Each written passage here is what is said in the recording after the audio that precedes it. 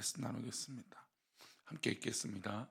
이는 먹을 때 각각 자기의 만찬을 먼저 갖다 먹음으로 어떤 사람은 시장하고 어떤 사람은 취함이라. 아멘. 예, 기도하겠습니다. 하나님 아버지, 오늘도 이 새벽을 깨우며 하나님 앞에 온전히 맡기고 살아가는 하나님 귀한 믿음의 백성들 하나님 인도하여 주셔서 감사합니다. 정말 주님께 기쁨으로 쓰임 받고 또 기쁨으로 나아가기에 부족함이 없는 우리들이 되게 하여 주시고, 우리의 입술에서 늘 주께 나아감에 감사요 기쁨이요 은혜가 넘치게 하여 주옵소서. 새벽에 기도하는 제목들 하나하나가 불신과 의심이 사라지게 하시고 오직 하나님만 믿음으로 그 믿음의 기도가 우리 가운데 흘러가게 하여 주옵소서. 이 시간 1,000번째로 드려진 예물들이 있습니다. 또 범사에 감사하여 드려진 예물이 있사오니 기뻐 받아 주옵시고, 말씀을 나눌 때에 주님 우리와 함께하여 주옵소서. 감사하고 거룩하신 예수 그리스도 이름으로 기도 올려옵나이다. 아멘. 교회는 아무래도 죄인이 모이는 공동체입니다. 세상 사람들은 교회에 대한 기대를 하지만 사실 교회는 연약한 공간이죠. 물론 세상도 마찬가지죠. 인간이 모인 곳이 문제가 없고 또 어려움이 없고 또 이런 것이 없다라고 말한다는 건 어떻게 보면 좀 비정상적일 겁니다. 겉으로는 보이지 않지만 내면에 들여다보면 여러 가지 어려움과 문제점이 있겠죠. 이건 대형교회도 마찬가지고 중소형교회도 다 마찬가지일 겁니다. 어쨌든 그 구성하고 있는 교회를 구성하고 있는 인간이 바로 죄인이기 때문이죠. 근데 죄인들이 모여서 주님의 은혜를 구하고 하나님의 능력을 구합니다. 그래서 우리가 신앙생활을 할 때 하나님의 은혜를 받죠. 그런데 은혜를 받으면 중요한 것은 사람들이 달라져야 됩니다. 근데 변하지 않고 은혜만 갈망하는 것은 또 계속해서 문제들이 발생하게 되죠. 어떤 사람들은 교회에는 천사만 있을 거라 생각하지만 여기 이제 신앙생활을 오래 하셨지만 과연 천사만 있나요? 그렇지 않죠. 교회는 근본적으로 죄인들이 모인 곳이기 때문에 문제가 당연히 있습니다. 물론 저도 교회에 문제가 없기를 바라지만 전혀 의도치 않는 문제들과 상상할 수 없는 문제들이 일어날 때가 있어요. 그러니까 이런 어려움들이 일어나면 이게 뭔가 갑자기 이런 생각이 듭니다. 근데 바울은 이 고린도 교회를 보면서 여러 가지 문제점들을 지적을 합니다. 그리고 그것을 해결하기 원했어요. 첫 번째, 분열의 문제가 있어요. 고린도 교회는 분열을 했어요. 그러니까 한국 교회 당파 싸움이나 권력 싸움 하는 것처럼 그런 문제가 고린도 교회, 이 초대교회, 그 은혜가 풍성한 이 초대교회에 있었던 겁니다. 그리고 음행의 문제, 또 서로 재판을 걸고 이 교회 안의 문제를 세상 바깥으로 가져가는 은혜가 떨어지는 그런 모습들, 그리고 결혼의 문제, 그리고 우상에게 바친 재물을 어떻게 할 것인가. 고린도 교회는 어떻게 보면 문제투성이죠. 그러니까 고린도 교회뿐만 아니라 교회들이 가지고 있는 어려움이었을 겁니다. 근데 오늘 본문에 또 한 가지 문제가 더 나오는데 성만찬의 문제였습니다. 성만찬 때문에 교회가 어려움이 생겼어요. 예수님께서 제정하신 이 성만찬인데 과연 무엇 때문에 이 고린도 교회에 문제가 생겼을까요? 주님은 승천하시고 바울이 목회하던 시절 교회들은 성도들이 모여서 식사 모임을 하셨습니다. 이제 그 식사 모임 중에 성만찬이 있었던 거죠. 그런데 고린도 교회는 이 과정에서 문제가 있었습니다. 21절인데요. 다시 보겠습니다. 이는 먹을 때 각각 자기의 만찬을 먼저 갖다 먹음으로 어떤 사람은 시장하고 어떤 사람은 취함이라. 여기에 이제 성만찬을 하는데 근데 문제가 발생했어요. 이게 무슨 문제냐면 어떤 사람은 그러니까 배가 고팠던 거예요. 그러니까 같이 이제 우리는 지금 이게 간소해져서 물론 이제 완전히 의미 그대로를 더 하려고 해서 간소해지죠. 근데 이제 이때는 초대교회는 식사를 또 변형을 했어요. 그래서 이제 뭐 우리 그 교회에서 식사하는 걸 만찬이다 뭐 이런 얘기들을 합니다. 근데 이제 하나님 우리 주님이 직접 제정하신 거잖아요, 성만찬. 근데 그 식사를 변형하고 있는데 어떤 사람은 배가 고픈 거예요. 만찬을 하고 있는데. 근데 어떤 사람은 반대로 취해 버린 거죠. 이게 무슨 일인가? 보니까 먼저 온 사람은 음식을 다 먹어버리기도 했고 또 뭐도 마셨을까요? 그 당시 포도주를 다 먹어버린 거예요. 그러니까 늦게 온 사람들은 먹지도 못하고 포도주도 음료도 그러니까 뭐 이렇게 말하면 여기서 말하는 이 예수님께서 기념하라고 하는 이 포도주를 먹지도 못한 거예요. 근데 먼저 온 사람이 배불리 먹어버리고 취할 정도로 먹어버린 거예요. 나중에 온 사람이 아무것도 못 먹었습니다. 그럼 어떤 사람들이 이런 행동을 했을까요? 22절입니다. 함께 읽겠습니다. 너희가 먹고 마실 집이 없느냐? 너희가 하나님의 교회를 업신여기고 빈궁한 자들을 부끄럽게 하느냐? 내가 너희에게 무슨 말을 하랴? 너희를 칭찬하랴? 이것으로 칭찬하지 않노라. 빈궁한 자를 부끄럽게 하지 않느냐라고 하는 이 말을 통해서 유추할 수 있는 것은 지금 교회 안에 여유 있는 사람과 여유 없는 사람들이 있었던 거예요. 그 당시로 더 정확하게 말한다면 종과 종이 아닌 사람으로 구분되었던 거죠. 교회 안에는 다양한 사람이 있습니다. 초대교회는 분명히 신분의 차이가 있었어요. 주인이 있었고 종이 있었습니다. 그런데 주인은 일을 하지 않기 때문에 자 우리가 오늘 저녁에 예배를 드리면서 만찬을 하도록 하겠습니다. 성만찬이죠. 그 성만찬을 하는데 먼저 온 사람들은 일을 하지 않는 사람이니까 당연히 그 시간에 맞춰 오는데 문제가 없었어요. 근데 종이나 일을 하는 사람이나 그 당시 가난한 사람들은 자기가 일할 것들을 다 하고 와야 되니까 그 시간에 늦게 오는 거였죠.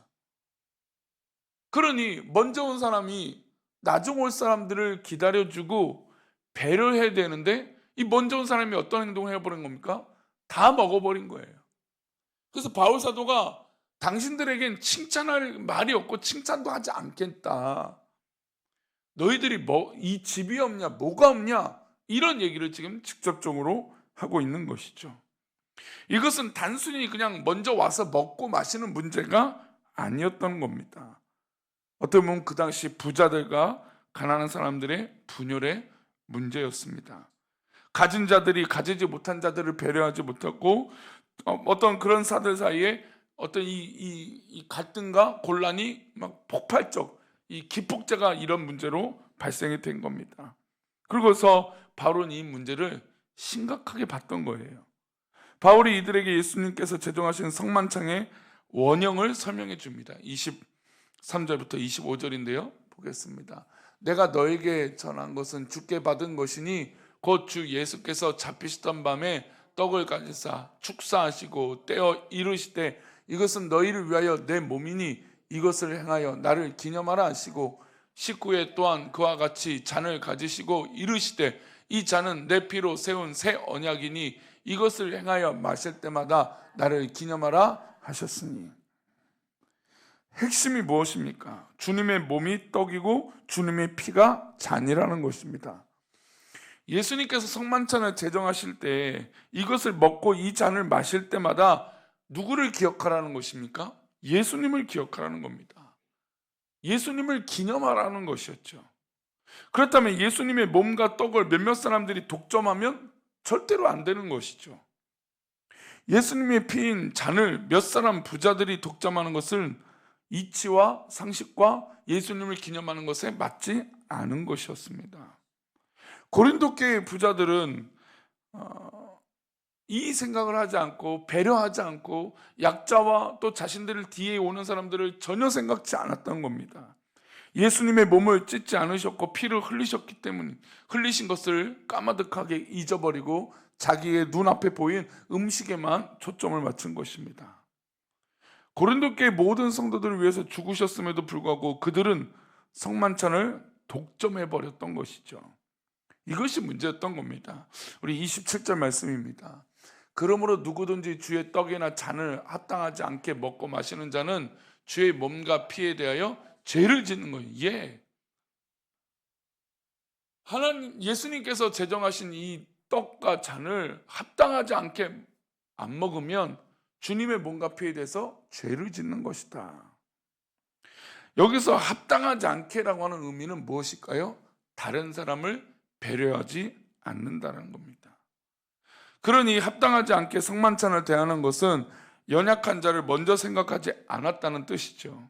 연약한 자, 가난한 자, 소수의 사람들, 나보다 약해서 늦게 오는 그런 사람들을 배려하지 않았다는 겁니다. 먹고 하는 이런 문제가 어떻게 보면 사소한 문제일 수 있습니다. 먹고 마시는 게 유치할 문제라고 말할 수도 있어요. 하지만 이 문제는 인류 역사상 어떻게 보면 가장 큰 문제예요. 아담과 하와가 선악과를 먹는 문제도 결국 뭡니까? 먹지 말라는 걸 먹었기 때문이죠. 이스라엘 백성들이 출애굽 여정에서 가장 하나님을 원망한 것도 어떤 이유였습니까? 애굽에서 먹었던 음식을 여기서 못 먹는다는 거고 고기도 못 먹는다 했어요. 만나와 메추라기를 내려주신 이유는 무엇입니까? 그리고 가다가 불평했던 이유가 뭡니까? 마시지 못해서, 물을 못 먹는다고 해서 불평했습니다. 의외로 우리 인간이 사소한 것에 목숨을 걸 때가 있어요. 사소한 것 때 오히려 큰 죄를 저지를 때가 있어요. 오늘 우리는 함께 신앙하는 공동체의 성도들을 배려해야 됩니다. 믿음을 먼저 가지고 또 우리가 일꾼 되었다면 사실 가만 보면 잘 모르는 게 너무 많아요. 뭐 우리 3040이 요즘 뭐 이렇게 부흥하고 한다고 해도 모르는 게 너무 많죠.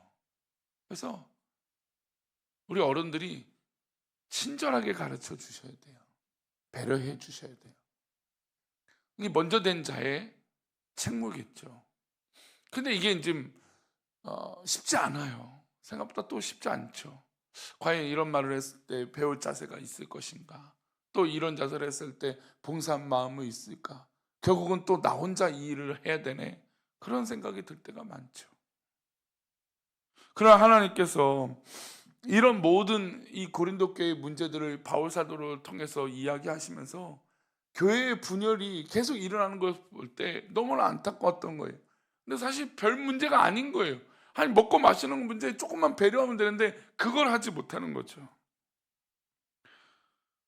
그렇다면 우리는 어떤 사람들입니까? 성도를 대하는 태도, 이웃을 대하는 태도, 또 나누고 섬기려고 하는 태도, 이것이 우리 믿음의 수준을 결정하는 것이죠. 바울은 이렇게 결론 내리고 있습니다. 33절과 34절에 결론이 나와요. 함께 읽겠습니다. 그런즉 내 형제들아 먹으러 모일 때에 서로 기다리라. 만일 누구든지 시장하거든 집에서 먹을지니 이는 너희의 모임이 판단받은 모임이 되지 않게 하려 함이라. 그 밖의 일들은 내가 언제든지 바로 잡으리라. 바울 사도가 교회에서 먹을 바에는, 그래서 너희들끼리 먹을 바에는 집에서 먹고 오라는 거예요. 그러니까 문제가 발생되고 서로 배려하지 않을 거면 그냥 집에서 빨리 먹고 그리고 교회에 와서 이 모일 때 서로 배려하고 판단하지 않도록 해라. 바울 사도가 이제 너희들한테 직접 가게 되면 그때 좀 이 문제들을 더 바로 잡겠다, 이 얘기를 결론적으로 하는 겁니다. 인간은 그러니까 본초적인 거예요. 그러니까 우리가 사실 빈정상하고 속상한 것도요, 뭐 대단한 문제로 그러지 않아요. 의외로 별거 아닌데 그게 우리 가운데 되게 큰 문제가 될 때가 있어요. 근데 적어도 우리 믿음의 선배들, 또 새벽에 기도하시는 우리 귀한 성도님들, 물론 매번 목사가 이런 얘기할 때마다 짐을 지고 있는 분들에게 또 다른 짐을 드리는 것 같아서 참 미안하기도 합니다. 근데 그래도 우리는 기도하는 사람들이니까, 그래도 우리는 먼저 된 자니까 그런 마음으로 우리 서로를 배려하고 또 다른 사람들을 품고 또 그로 인해서 하나님이 주신 은혜를 경험하시기를 축원합니다. 우리 모두 주님의 은혜 가운데 살아가며 승리하는 저와 여러분 되시기를 축원합니다. 기도합니다. 하나님, 때로는 우리가 별거 아닌 일로 교회에 분란과 어려움이 있을 때가 있습니다. 참으로 안타깝습니다. 그러나 우리가 혹시 먼저 된 자로서 또 교회의 중직으로서 마땅히 해야 될 것들을 우리 스스로 돌아보게 하여 주시고 하나님의 은혜를 찾고 또 구하고 또 그것을 나눌 수 있는 지혜가 우리 가운데 있게 하여 주시옵소서. 믿음의 백성들, 주님께서 사랑하시는 우리 귀한 백성들을 그렇게 인도하여 주시고 붙잡아 주셔서 하나님 크신 은혜 속에 살게 하여 주옵소서. 오늘도 우리가 오히려 그렇게 섬기고 사랑할 때 하나님께서 오히려 더 많은 것을 나에게 채워 주실 것을 믿고 또 그렇게 감사하며 살아가게 하여 주옵소서. 감사하고 거룩하신 예수 그리스도 이름으로 기도 올려옵나이다. 아멘.